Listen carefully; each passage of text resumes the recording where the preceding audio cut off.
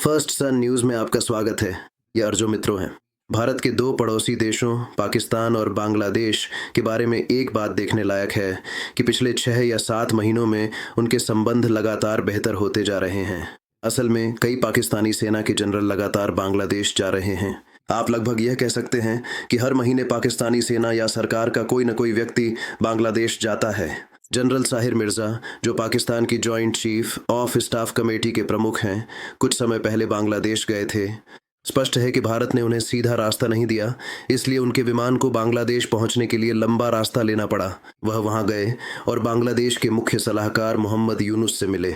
वह अब मुख्य सलाहकार हैं, लेकिन आप और मैं दोनों जानते हैं कि असल में वही प्रधानमंत्री हैं। इस समय मोहम्मद यूनुस ही जिम्मेदारी संभाल रहे हैं, और जब वे इस पाकिस्तानी जनरल से मिले तो दोनों ने मिलकर एक किताब बेचने का काम किया।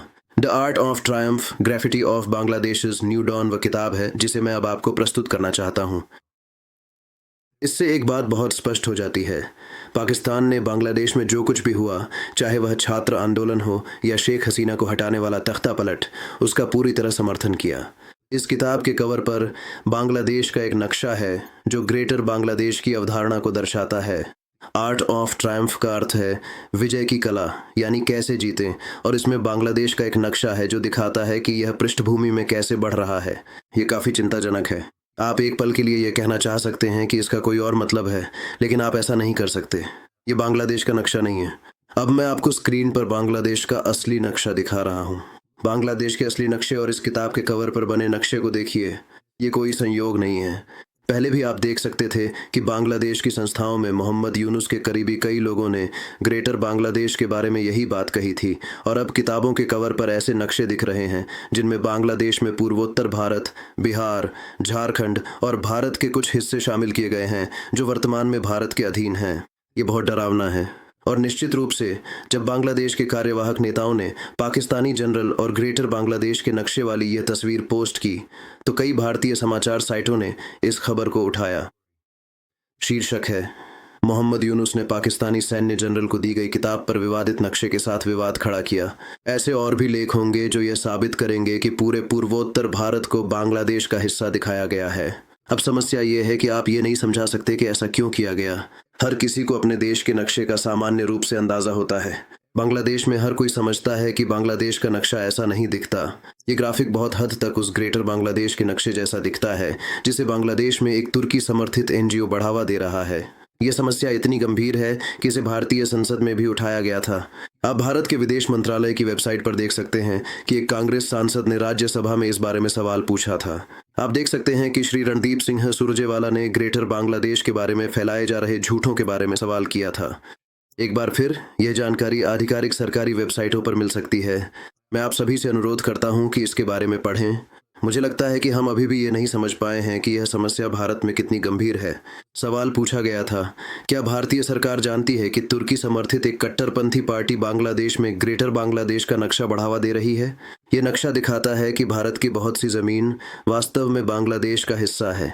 अगला सवाल यह था कि क्या भारतीय सरकार ने इस मुद्दे पर बांग्लादेश और तुर्की के साथ कूटनीतिक तरीके से बातचीत की है? यह भी पूछा गया कि क्या प्रशासन ने यह जांचा है कि बांग्लादेश में तुर्की और पाकिस्तान की बढ़ती भागीदारी से सुरक्षा पर क्या असर पड़ेगा, क्योंकि दोनों देश वहां ज्यादा सक्रिय हो रहे हैं।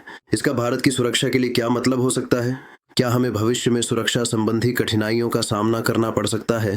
अंत में, क्योंकि मोहम्मद यूनुस और कई बांग्लादेशी मंत्री भारत के पूर्वोत्तर क्षेत्र के बारे में काफ़ी चर्चा कर चुके हैं, क्या हमें बांग्लादेश सीमा पर और अधिक नज़र रखनी चाहिए? क्या हमें सतर्क रहना चाहिए ताकि बांग्लादेश कोई जोखिम भरा कदम न उठा ले? जवाब में कहा गया, प्रशासन ढाका में सुल्तान ए बंगला नामक एक इस्लामी समूह के बारे में पूरी तरह से अवगत है। तुर्की की एक एनजीओ तुर्किश यूथ फेडरेशन इसका समर्थन कर रही है। वे ग्रेटर बांग्लादेश नामक एक नक्शे का प्रचार कर रहे हैं जिसमें भारत के बड़े हिस्से को बांग्लादेश का हिस्सा दिखाया गया है। मुश्किल यह है कि यह सब कुछ सार्वजनिक रूप से हो रहा है। जब आप मोहम्मद यूनुस से इसके बारे में पूछते हैं तो वे जवाब देते हैं, ओह, भारत से बांग्लादेश के बारे में बहुत सी फर्जी खबरें आ रही हैं, हम ठीक हैं वगैरह। तो इसका मतलब क्या है? इस मामले में वे सचमुच अपने नक्शे पर भारत की जमीन को दिखा रहे हैं। इसका क्या मतलब है? बांग्लादेश सरकार ने तो अपना खुद का फैक्ट चेकिंग साइट भी शुरू कर दिया है जिसका नाम है बांग्ला फैक्ट। उनका तर्क था कि इस बात का कोई सबूत नहीं है कि यह सुल्तान बांग्ला बांग्लादेश में काम करता है। इसके बाद उन्होंने कहा कि यह नक्शा असल में पुराने बंगाल सुल्तानत का है। लेकिन अचानक उन्हें पुराने बंगाल सुल्तान का नक्शा पेश करने की जरूरत क्यों पड़ी? वे संघीय स्तर पर खुद को बचाने की कोशिश कर रहे हैं और कोई जवाबदेही नहीं लेना चाहते। लेकिन ग्रेटर बांग्लादेश का प्रचार फैल रहा है और इस किताब के कवर को, जिसमें पूर्वोत्तर भारत को बांग्लादेश का हिस्सा दिखाया गया है, भारत को जरूर उठाना चाहिए। आप इसका बचाव नहीं कर सकते। अगर यह नक्शा किसी ऐसी किताब में होता जिसका किसी पाकिस्तानी कमांडर से कोई संबंध नहीं होता, तब भी यह एक बड़ी बात होती। यहाँ ये एक पाकिस्तानी जनरल के बगल में है और ग्रेटर बांग्लादेश का बैनर पूर्वोत्तर भारत को बांग्लादेश का हिस्सा दिखाता है। ये भारत के लिए बुरी खबर है। और हाल ही में एक और बुरी खबर आई जिसने मुझे काफ़ी चिंतित कर दिया। ये रिपोर्ट्स उन स्रोतों से हैं जिन पर मैं भरोसा करता हूँ। लोग कह रहे थे कि एक CIA एजेंट की मौत हो गई है और उसे बांग्लादेश में पाया गया है या कुछ ऐसा ही। मैं आधिकारिक या पुष्टि किए गए स्रोतों के साथ ही काम करता हूँ, ठीक है? मैं इसके बारे में कुछ नहीं कह सकता क्योंकि अभी तक कुछ भी साबित नहीं हुआ है। इस समय ये सिर्फ एक अफवाह है। अगर कुछ असली सामने आता है तो मैं इस पर एक वीडियो बनाऊंगा, ठीक है?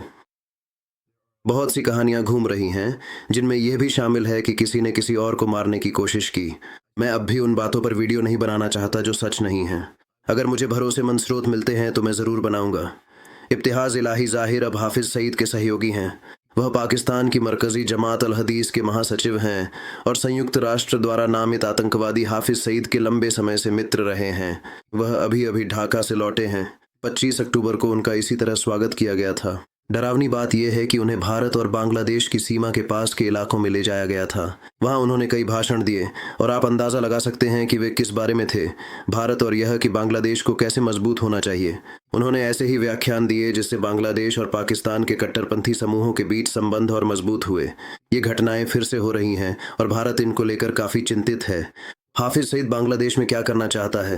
पाकिस्तान ने एक बार फिर कहना शुरू कर दिया है कि अफगानिस्तान और पाकिस्तान में जो कुछ हो रहा है उसमें भारत भी शामिल है। तो क्या वे भारत के लिए मुश्किलें खड़ी करने के लिए बांग्लादेश का इस्तेमाल कर रहे हैं? हमें इस पर नज़र बनाए रखनी होगी। कई लोग लिखते हैं कि भारत की सेना काफ़ी मजबूत है और हम आसानी से बांग्लादेश को संभाल सकते हैं। हम यहाँ किसी भी हाल में सैन्य समाधान नहीं चाहते। हम चाहते हैं कि बांग्लादेश में भारत के प्रति मजबूत सकारात्मक भावना हो और वह क्षेत्र में भारत के साथ आगे बढ़े। भारत को यह प्रयास करना चाहिए कि बांग्लादेश के सच्चे देशभक्त लोगों को यह पता चले कि पाकिस्तान के लिए काम करना उनके देश को आगे नहीं बढ़ाएगा। दुर्भाग्यवश ऐसा नहीं लगता कि जब तक मोहम्मद यूनुस बांग्लादेश में नियंत्रण में हैं तब तक भारत बांग्लादेश संबंध बेहतर होंगे। फिलहाल बांग्लादेश में नेतृत्व ही मुख्य समस्या है। भारत को यह सुनिश्चित करने के लिए काम करना चाहिए कि भारत और बांग्लादेश के लोग आपस में आसानी से घुल मिल सकें। आप पक्ष बदल सकते हैं और नए विरोधी भी बना सकते हैं, लेकिन अपने पड़ोसियों को नहीं बदल सकते। भारत का दीर्घकालिक लक्ष्य यह होना चाहिए कि बांग्लादेश में समझदार और आलोचनात्मक सोच रखने वाले लोगों को मजबूत बनाया जाए और पाकिस्तान को वहां अपनी कट्टरपंथी विचारधारा फैलाने से रोका जाए। कृपया इस विषय पर करीबी नज़र बनाए रखें क्योंकि जल्द ही कई नए घटनाक्रम सामने आने की उम्मीद है। मैं आपको पुष्टि किए गए और ताज़ा वीडियो लगातार उपलब्ध कराता रहूँगा। मेरा उद्देश्य हमेशा यही रहता है कि भले ही वीडियो में थोड़ी देर हो जाए, लेकिन उसमें सटीक और प्रमाणित स्रोत ज़रूर शामिल हों। अगर आपको मेरा वीडियो उपयोगी लगा हो तो कृपया इसे लाइक करें, सब्सक्राइब करें और शेयर भी करें। आप अपनी ईमानदार राय कमेंट्स में ज़रूर साझा करें क्योंकि आपकी प्रतिक्रिया मेरे लिए महत्वपूर्ण है।